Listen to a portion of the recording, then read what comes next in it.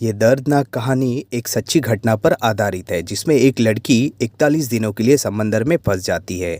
जिसकी प्रेम कहानी बोट पर शुरू होकर उसी बोट पर ख़त्म हो जाती है। तो इस कहानी के शुरू में हमें एक बोट पर एक लड़की को दिखाया जाता है जिसके बोट में पानी भर गया था। इस लड़की का नाम टैमी होता है और टैमी इस बोट में अकेले है और उस बोट में लगातार पानी भर रहा था।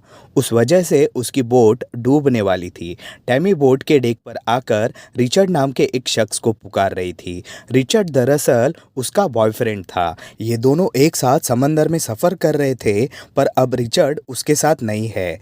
अब आगे के सीन में कहानी को कुछ दिन पीछे ले जाया जाता है। अब यहाँ हम ताहिती में टैमी को देखते हैं। टैमी दरअसल बोट रिपेयर करने का काम करती है। टैमी के माता पिता लंदन में रहते हैं और टैमी यहाँ पर अकेली रहती है। अब एक दिन यहाँ पर टैमी की मुलाकात रिचर्ड नाम के एक शख्स से होती है। रिचर्ड के पास अपनी खुद की एक बोट थी। टैमी को रिचर्ड पहले ही नज़र में पसंद आता है।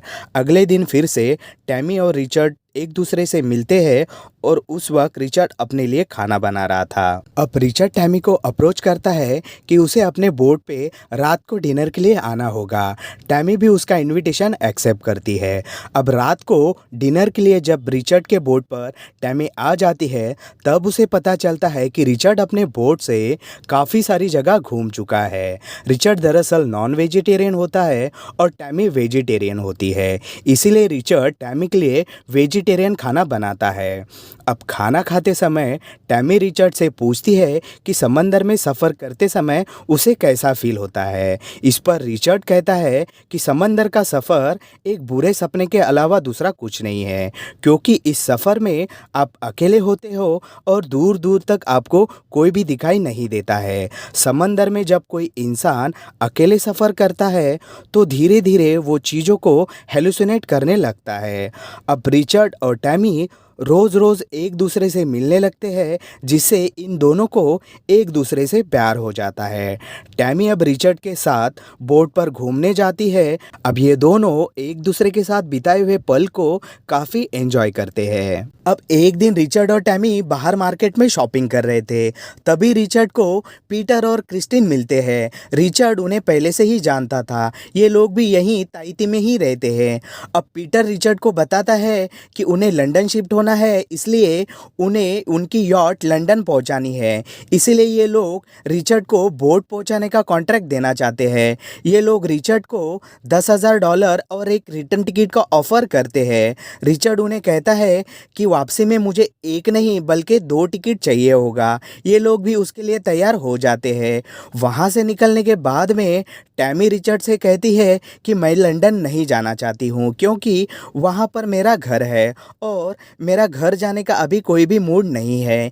इस पर रिचर्ड कहता है कि मैं भी अकेले लंदन नहीं जाना चाहता हूँ। ये सुनने के बाद में टैमी रिचर्ड के साथ में जाने के लिए तैयार हो जाती है। अब रात में रिचर्ड और टैमी पीटर और क्रिस्टिन के साथ में उनकी बोट पर पार्टी करते हैं, क्योंकि रिचर्ड और टैमी अगले सुबह लंदन के लिए निकलने वाले थे। निकलने से पहले रिचर्ड और टैमी पीटर के उसी बोट पर फिजिकल रिश्ते में आते हैं और अगली सुबह ही वो लोग लंदन के लिए निकल पड़ते हैं। इस बोट पर रिचर्ड टैमी से कहता है कि मैं तुमसे बहुत प्यार करता हूँ और तुमसे शादी करना चाहता हूँ, क्योंकि अब मैं तुम्हारे बिना अपने लाइफ को इमेजिन नहीं कर सकता हूँ। ये सुनने के बाद टैमी के आंखों में आंसू आने लगते हैं और वो रिचर्ड के इस प्रपोजल को एक्सेप्ट कर लेती है। अब ये दोनों अपने सफ़र को एंजॉय करते हुए लंदन की ओर बढ़ रहे थे।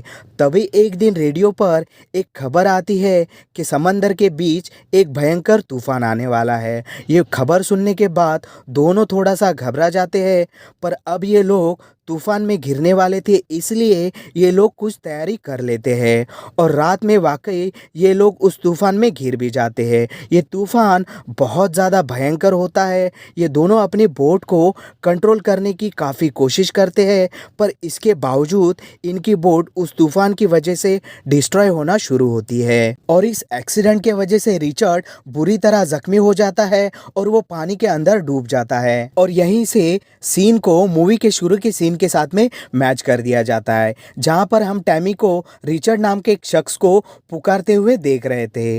अब हम टैमी को होश में आते हुए देखते हैं। उसकी बोट में अब पानी भर गया था। टैमी रिचर्ड को हर तरफ ढूंढ रही थी, लेकिन रिचर्ड कहीं भी दिखाई नहीं दे रहा था क्योंकि वो पानी के अंदर डूब चुका था। टैमी बोट के डेक पर आकर रिचर्ड को बहुत देर तक पुकारती है, पर उसे रिचर्ड कहीं भी दिखाई नहीं देता है। वो अपने आसपास दूरबीन से देखती है, पर उसके आसपास कोई भी शिप नहीं दिखाई देता। वो रेडियो पर बहुत देर तक मदद के लिए चिल्लाती है, पर वो रेडियो भी पानी की वजह से खराब हो चुका था।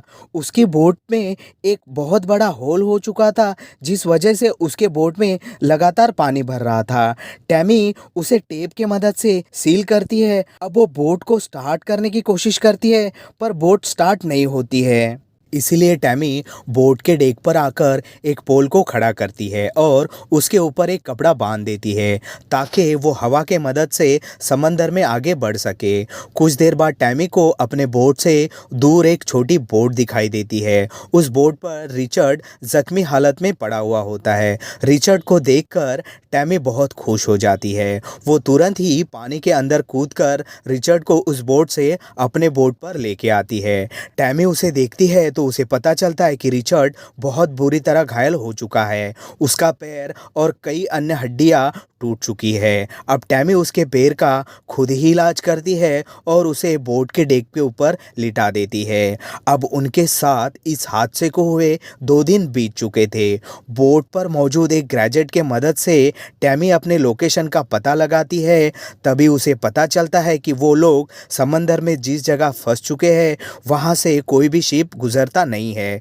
वहाँ पर उन्हें मदद मिलने की कोई भी उम्मीद नहीं है। रिचर्ड टैमी को समझाता है कि हमें ऐसे मुश्किल समय में हिम्मत से काम लेना होगा, नहीं तो हम यहाँ से बचकर नहीं निकल सकते। अब टैमी बोट में जाकर खाने और पीने का सारा सामान इकट्ठा करती है। सारा खाना इकट्ठा करने के बाद में उन्हें पता चलता है कि ये खाना उन्हें ज़्यादा से ज़्यादा 1 हफ्ता तक जिंदा रख सकता है, यानी उसके बाद में उन्हें समंदर से मछलियाँ पकड़कर खानी होगी। पर टैमी तो वेजिटेरियन होती है, तो वो मछली खाने से इनकार करती है, पर उनके पास में और कोई रास्ता नहीं है। रिचर्ड टैमी को समझाता है कि उसके अलावा खुद को जिंदा रखने का उनके पास में और कोई रास्ता नहीं है। अगर हम ऐसा नहीं करेंगे तो हम यहीं पर मर जाएंगे। इसके बाद में टैमी मछली पकड़ने को तैयार हो जाती है। रिचर्ड उसे मछली पकड़ने की ट्रेनिंग देता है। शुरू में तो टैमी मछली पकड़ने में नाकाम होती है, पर बार बार कोशिश करने के बाद में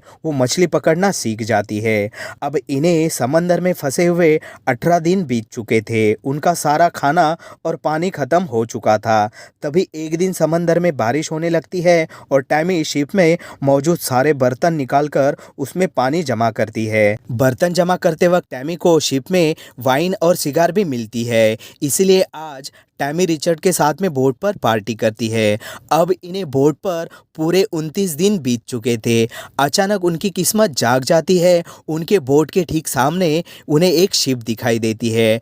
टैमी तुरंत फ्लेयर गन को फायर करती है ताकि शिप पर मौजूद लोगों को सिग्नल दे सके, पर शिप पर मौजूद कोई भी टैमी के इस सिग्नल को देख नहीं पाता है और शिप अपने रास्ते निकल जाती है और टैमी के हाथ में सिर्फ उदासी ही आती है।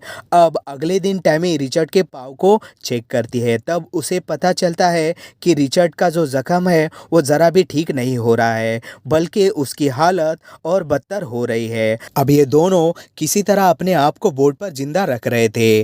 अब इन्हें समंदर में खोए हुए पूरे 33 दिन बीत चुके थे।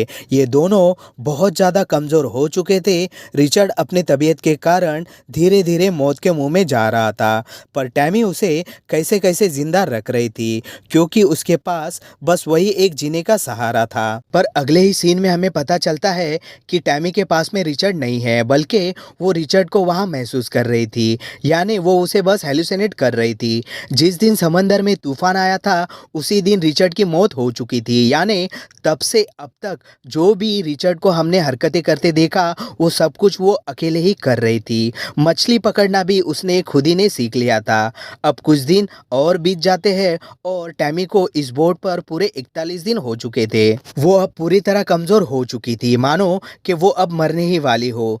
तभी एक दिन उसके बोट पर एक परिंदा आके बैठता है। उसे देखकर टैमी की आंखों में खुशी की एक अलग ही चमक दिखती है। उसे समझ में आ जाता है कि वो किनारे के बहुत ही नज़दीक है। जब वो अपने दूरबीन से देखती है तो उसे दूर किनारा और एक शिप दिखाई देती है, जिससे वो बहुत ही खुश हो जाती है। उस शिप का ध्यान अपनी ओर खींचने के लिए टैमी बहुत सारे फ्लेयर गन का यूज़ करती है और खुशकिस्मती से शिप पर मौजूद लोग टैमी के इस सिग्नल को देख लेते हैं और वो अपने शिप को टैमी की ओर मोड़ देते हैं। टैमी बहुत दिनों से भूखी थी, इसलिए वो सबसे पहले उस तक खाना पहुंचाने का काम करते हैं।